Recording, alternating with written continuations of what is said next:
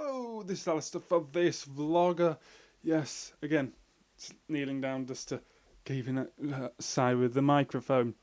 Yes, but today is my thoughts on Star Wars The Last Jedi. Yes, and before you say anything, I've been sitting on this for at least a week, because I watched it on the Wednesday after it came out, the first Wednesday after it came out, so I'm not sure what day that is. It should be this date here. Hopefully they'll actually edit that in, but maybe not, maybe will. But yeah, I quite enjoyed it. Yeah. Now I've seen a lot of bad fan reception. We'll get onto that later. But I quite enjoyed it. I enjoyed it. I think it was quite nice. It was quite a nice condensed story because it only took like over a few days in movie time, didn't it? So yeah. Personally, talking about Luke first is I think his character is definitely a bit odder than what I thought it would be. Because people are going, oh, he got flaws, oh, he's a bad character. No, he's not, no, he's not, no, he's not, no, he's not. Now, I like the fact that Luke has flaws. All the characters have flaws because that makes sense. That's good dramatic storytelling. Yes. But I think he's got too many flaws, you get my drift. I think definitely leave him scarred mentally after the whole Kylo Ren incident, or Ben Kenobi incident, or Ben Solo incident. Yeah. Because what I think they should have done is should have aimed more at this. The fact that Luke feared Ben Solo, whatever, turned to the dark side, led him to fear it, and him briefly went over to the dark side, made him dreamt to kill him, and that's why he doesn't want to train Rey, because obviously he senses darkness in her as well, and then he fears for both him and her both turning to the dark side, and raining even more terror down on the galaxy. You get my point. That's why I think he should have been a bit apprehensive. I think he shouldn't have been fully closed off to the Force. Well, I think he's just been closed off to the idea of training Rey.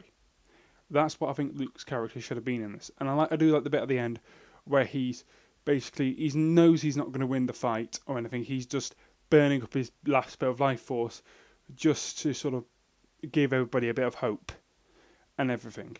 That's what I like. The whole Rey's parents just turned out to be nothing special. I like that. Because everyone's going like, oh, she's the daughter of Darth Sidious. Oh, Darth Plagueis. Oh, Darth Maul, blah, blah. And I don't like that because it's the same with Doctor Who. All sort of like Amy and Clara, who were companions both after each other, but had something special about them. Why can't... And that's why people like Donna Noble in Doctor Who, because she's just an ordinary person. Why can't Rey just be an ordinary person who's sensitive to the Force? Why can't it be like that? So I'm really glad they did that. Just made it sort of like, oh, parents are nothing special. Well done, Disney / whoever directed, I can't remember the name of. Well done. Well done. You did top marks there. You did top marks there. And also the fact where Finn and the Vietnamese woman. Because I watched a few sort of like those wired, fans ask questions and stuff, and she says she's Vietnamese or something. And yeah, I think that was good that the plan failed because it adds a bit of risk to the universe. Because if they go, oh, we're winning every single time, you go, oh, I can't be bothered to watch that. There's no reason to watch it because there's no suspense. Thank you, phone. There's no reason, no suspense, no nothing. But if you go, oh, could they get out of this? Could they fail? Could they win? I'll watch to find out. Because people are going, oh, how could they fail? There's heroes. And that's what fans are saying. Like, have you seen Empire, mate? Like, I haven't seen Empire. I've ordered the Blu-rays, but I haven't seen Empire. But I know that the rebellion's on the run at the end of that film, like it's in this film. So they've lost quite a bit in Empire. And people hold Empire as the best one ever. So I don't know what they're complaining about. Yeah, but I like the fact that they felt it adds vulnerability to our heroes. It adds more drama. That's what I love about it. And yeah, basically, the final fight scene, at every turn, I like this, that the Empire's always outmaneuvered them. At every single turn. Even if that, the main characters are outmaneuvered the Empire quickly could snap back with some, not Empire First Order, quickly snap back with a quick return punch. I really do like that. and that the only real victory the light side of the Force would say, well, the now Resistance now, isn't it? The Resistance got was destroying Snoke's ship. Really, because they didn't even kill Snoke. Spoilers, by the way, because Kylo Ren killed Snoke. So yeah, they didn't even kill Snoke. So yeah. Hello, back again. Quickly, sorry for the quick intrusion. Yes, I forgot to talk about Carrie Fisher. Yeah, I completely forgot. Completely slipped my mind. Yes, but anyway, seems really touching, you know. So I think the whole thing with her, she actually died, added to the whole scenes, right? Because she nearly died. Spoilers again. The fact in the film where she got blown out into space, but she survived using the Force.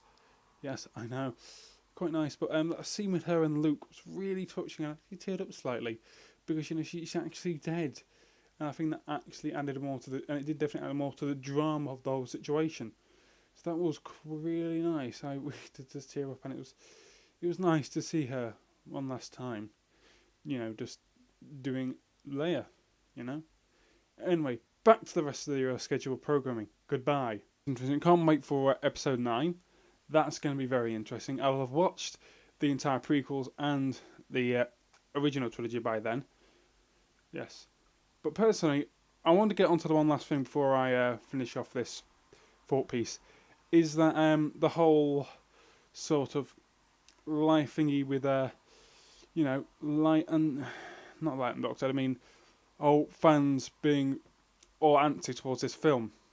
Now, what I personally think is that if you grew up with the original trilogy, so either you grew up when it was released or grew up with it on hand in that, so like some sort of home video format, either VHS, DVD, Blu-ray, whatever, and then you're going to hold both of the prequels and sequels to incredibly high regards and not really like them. But if you're like me, who only had a pirated copy of Revenge of the Sith on hand, then you're really going to enjoy them because you've not got that high regard to them. You know what's going to sort of happen in them. Because everybody knows that Vader's Luke's father because it's one of the most, you know, well-known plot twists of all time.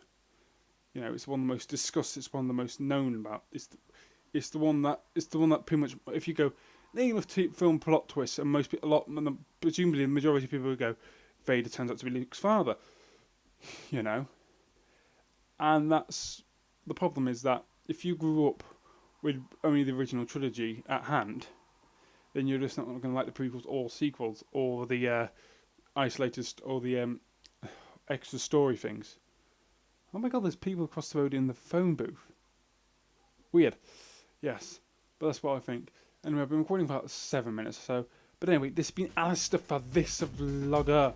For my thoughts on both Star Wars Jedi and the Star Wars fandom, because I do not know what the collective name for Star Wars fans are. I mean, my friend Googled it once, he could find it, and I said he's a hardcore Star Wars fan, so, you know, anyway. But anyway, goodbye!